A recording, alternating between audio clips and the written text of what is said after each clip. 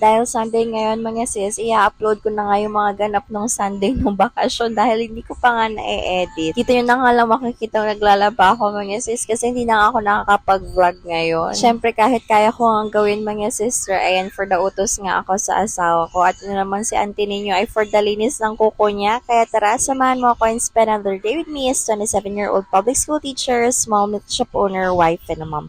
Back with another mini vlog. After nga ni Amira sa Kids Church, ayan, dumiretso na siya sa loob. And pagka-uwi nga namin mga sis, for the call center na naman nga si auntie ninyo. Dahil gusto niya nga palaging may kamaritesan, charis. Isasama ko na nga itong mga clips na to mga sister para mag 3 minutes itong video na ito. And ayan nga si Amira, for the sarap nga siya ng kain dyan mga sis, kasi favorite niya nga yung may sabaw. Hindi nga nakakakain si Amira kapag walang sabaw mga sister, kaya kung hindi sabaw, itlog ang ulam niya, charis. O diba, for the sarap nga ng kain ng Bebe Shark namin dyan. Pero minsan nga mga sis, sinusubuan ko si Amira kasi kapag hindi, medyo matatagalan siyang kumain. Pero dahil nga may sabaw ang ulam namin mga sis, ayan, for the sarap ang kain niya dyan. So after nga namin mag-lunch mga sis, ayan, for the ligo na rin ako. Siyempre, ipropromote ko nga ulit itong lip tint na ginagamit ko mga sis kasi super nice nga niyan. So for the tipid ka na nga dyan mga sis, dahil may lip tint ka na nga, pwede pa yung pang cheeks. O diba, kung malit lang ang bag mo ay kasyang-kasya nga yan mga sister, hindi ka na magdadala ng madaming anik-anik. Hindi ko nga alam bakit pa ako nag-ayos dyan mga sis, kasi alam nyo ba kung anong gagawin ko? Maglalaba lang din naman pala ako dyan. So dapat maganda tayo sa vlog, ganun, char. Ngayong may pasok nga mga sis, hindi na ako masyadong nakakapag-vlog ng mga gawain ko sa bahay. Kasi nga for the haggard na nga si auntie ninyo. At saka baka sawa na rin kayo sa mga